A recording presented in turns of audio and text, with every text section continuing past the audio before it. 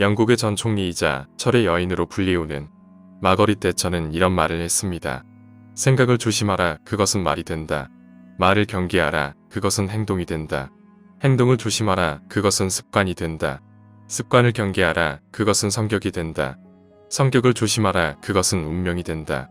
위와 같은 명언의 의도는 생각의 중요성에 대해 강조하기 위함이겠지만 성격은 운명이 된다라는 마지막 얘기는 사실 성격의 중요성에 대해 강조하고 있는 것이죠. 그리고 이 다양한 성격들 중 부자가 되기에 유리한 성격이 있다는 사실을 알고 계셨나요?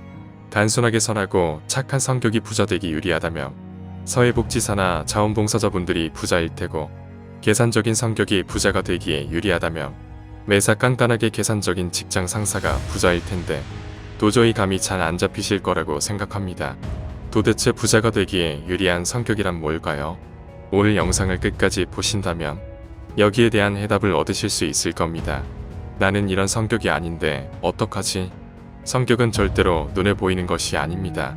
의식적으로 노력하다 보면 누구나 이런 성격으로 탈바꿈이 가능합니다. 그리고 만약 이런 성격을 가지셨다면 곧 부자가 될 일만 남았구나라고 기분 좋게 받아들이셔도 좋습니다. 사실 질투심은 인간의 본능적인 감정입니다. 나보다 잘난 사람이 주변에 많다는 것은 이성의 선택을 받기 어려워진다는 얘기입니다. 즉 내 유전자의 생존과 번식에 불리하다는 것이죠. 그래서 우리는 본인보다 잘난 사람을 보면 자연스레 질투의 감정을 느끼도록 살게 됐습니다. 질투는 본능의 영역이라는 것입니다. 하지만 본능을 억누를 수 없다고 해서 반드시 순응할 필요는 없습니다. 본능이 과거 조상들의 생존과 번식에 유리하게 작용했을지 몰라도 지금은 성공하는데 매우 불리하게 작용합니다. 사촌이 땅을 샀을 때 배가 아프다라는 건 나에게는 그와 비슷한 땅을 살 능력이 없어. 그러니까 저 사람을 깎아내려야만 내가 생존과 번식에 유리하다는 메시지를 스스로에게 보내는 것과 같습니다. 그리고 이것은 부정적인 자아상을 만들어냅니다. 할 수 없다고 믿어버리면 절대로 할 수 없습니다. 긍정적인 사람은 한계가 없지만 부정적인 사람은 한계 없다라는 말은 이런 진리를 관통하는 말이죠. 그래서 우리는 주변 사람들이 성과를 냈을 때 안에서 불편한 질투의 감정이 올라오더라도 의식적으로 축하를 해주는 것이 좋습니다. 바로 이렇게 말이죠. 그래, 질투는 나지만 나는 당신의 능력을 인정해. 나도 당신처럼 할 수 있어. 내게도 그런 능력이 있거든. 이렇게 남을 축복해 줄 때 여러분의 자아상은 변합니다. 그리고 변화된 긍정적인 자아상이 바로 성공과 직결됩니다. 미국의 성공한 성형외과의자 강연가인 맥스웰 몰치 박사는 사이코사이버네틱스라는 개념을 얘기했는데요. 이미 외적으로 뛰어난데도 성형수술을 하러 오는 사람, 성형수술 후에 눈에 띄게 자신감이 상승한 사람, 반면에 성형수술 후에도 자신감이 낮은 사람들의 차이가 바로 자아상의 차이로부터 온다는 것을 발견했습니다. 그래서 사람들에게 진정으로 필요한 것은 외모 성형이 아닌 자아 성형이라고 주장했습니다. 여러분은 어떤 자아상을 갖고 계신가요? 남의 성공을 축복하며 스스로의 가능성을 열어두시나요? 아니면 남의 성공을 깎아내리면서 스스로의 가능성을 닫아두시나요? 모든 것은 여러분의 선택에 달려 있습니다. 천재 물리학자 아인슈타인, 애플의 스티브 잡스, 아마존의 제프 베이조스, 불멸의 영웅 이순신 장군까지 이들의 공통점은 주변 사람들로부터 공상가로 불리며 멸시를 받았다는 것입니다. 평범한 사람들이 보기에는 그저 말도 안 되는 꿈과 목표를 가지고 있는 것으로 보여집니다.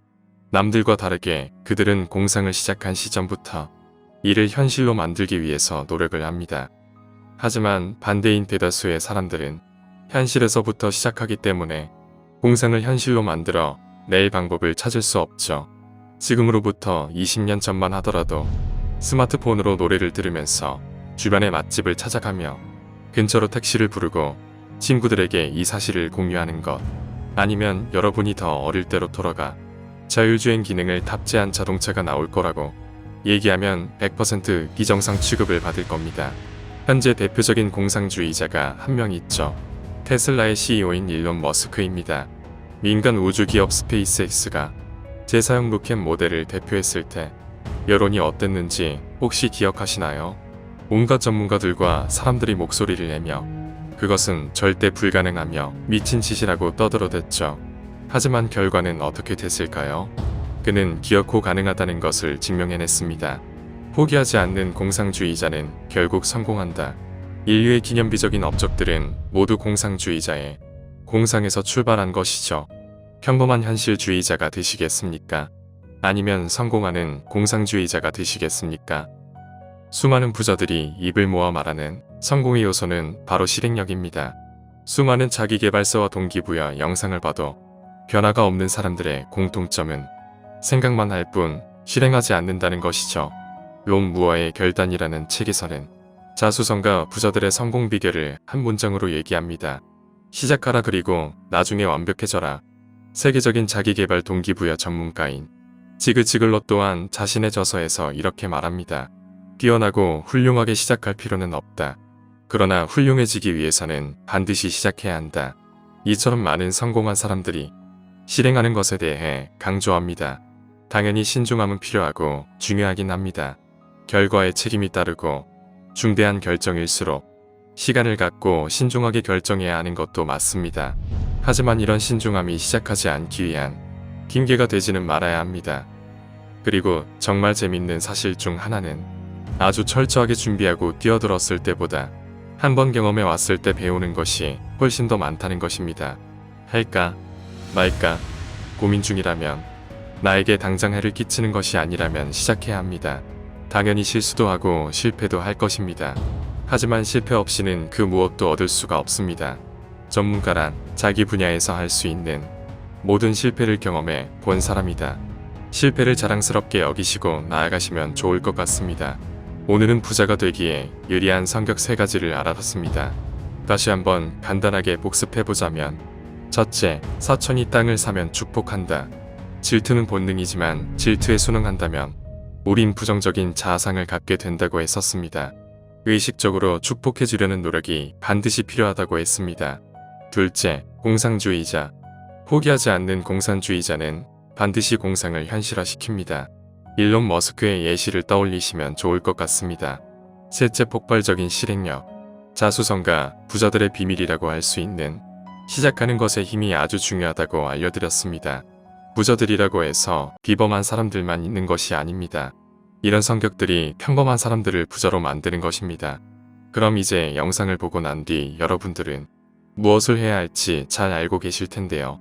앞서 알려드린 3가지 성격들의 의미를 다시 한번 마음속으로 새기고 생각하며 부자가 될 수 있는 성격으로 바꾸기 위한 노력을 하나씩 해나가시면 됩니다. 노력은 배신하지 않고 여러분의 성격을 바꿔주고 부자로 만들어 줄 것입니다. 오늘 내용이 도움되셨다면 구독과 좋아요 부탁드립니다. 영상 제작에 아주 큰 힘이 됩니다.